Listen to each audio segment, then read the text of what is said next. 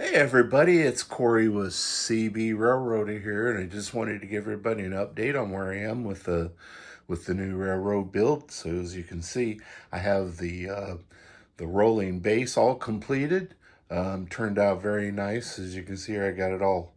The base is all painted black. It's got a shelf that goes across there that I'll have I'll probably have a power supply hooked up on there, and then um, store some engines and that kind of thing there, and probably my power cab and what have you. But yeah, it turned out really nice. I'm very happy with it. As you can see, it rolls around freely. I got the locks on it right now, but so I tried to think this thing out pretty well, so that you know, just no surprises, and it's easy to. It can this will lift right off the top will lift right up off the rolling base, so that I can move it out of here quickly if I needed to, or it'll roll out. Um, I will add an additional shelf, I think, on the bottom. Uh, and I also got my cork down, glued down, and I started working with the track configuration. I haven't come to a final one. I still need a couple different pieces of track, but I'm not in a hurry to have trains running all over. I just want to make sure I got my track plan the way I want it before I start wiring and what have you. And the tabletop will come straight up off there, as I said, and that way I can flip it over and do the wiring and stuff. So yeah, really happy with where I am at on it. And let me move you up a little bit closer here. And so I got I received my power cab here a couple of weeks ago, so that'll be my DCC system. And I'm basically starting from scratch on locomotives. I've been saving some money back, and in the meantime, I've received some locomotives, and what I'm basically going to do.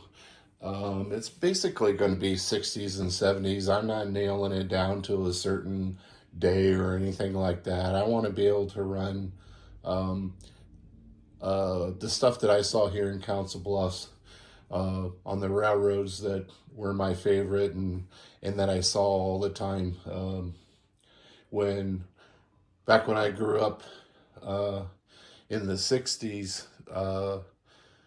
You know, and right where I live here in my apartment complex, I'm right in the area where I grew up. And I grew up about 300 yards from the Milwaukee Road main line. It heads east and then north.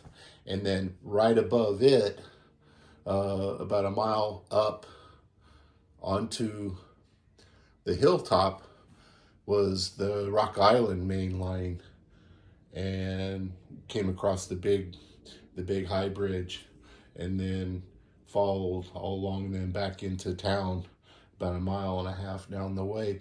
And where I actually live right now, I'm right across the street from the interstate, and I'm about 200 yards from the old Rock Island main line there. And I look out our window of our patio and see that right there. And of course, now that's the Iowa Interstate Railroad.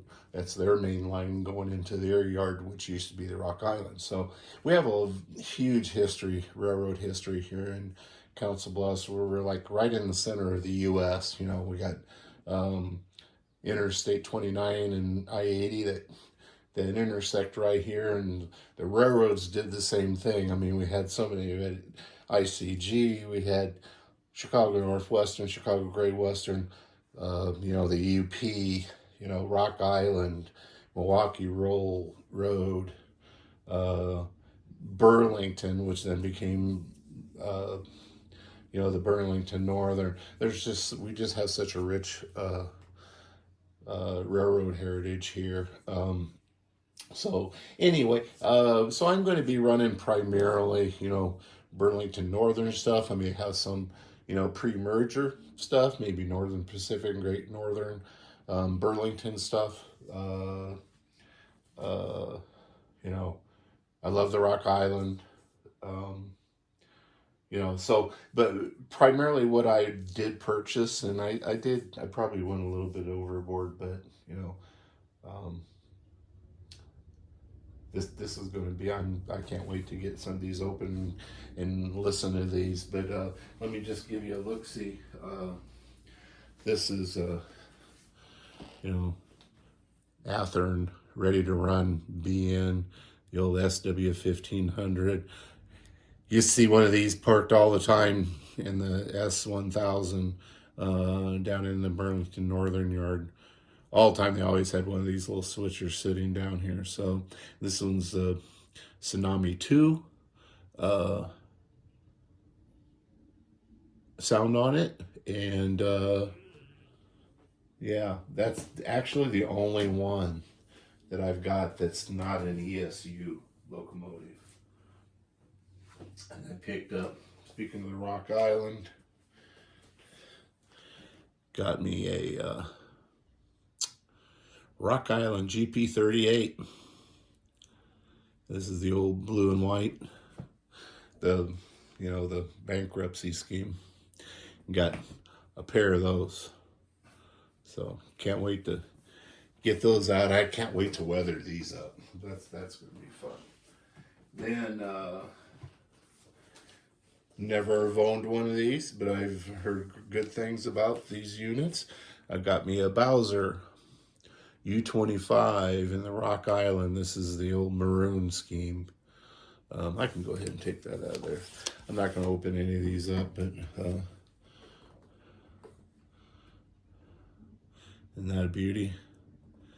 Can't wait to get that. And that's ESU sound as well.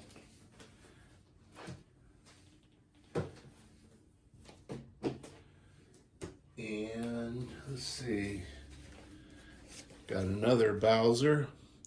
This is the Burlington Northern RS3 with the ESU. And that is a sweet looking unit. Man, I can't wait to get and listen to some of these. I love the old Alco stuff. I just love that sound. Speaking of Alco, I got me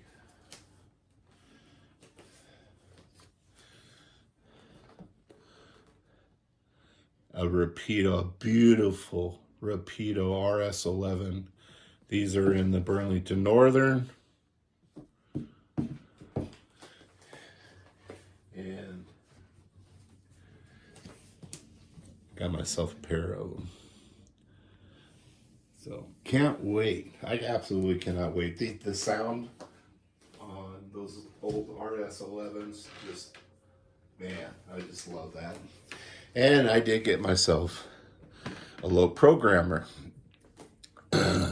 So just wanted to give you a little bit of a look-see where I am and some of the stuff I purchased for the railroad. Anyway, I appreciate you all for watching.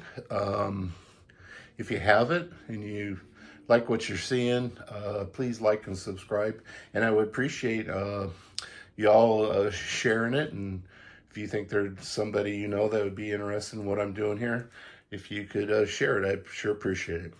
Thanks, guys. We'll catch you on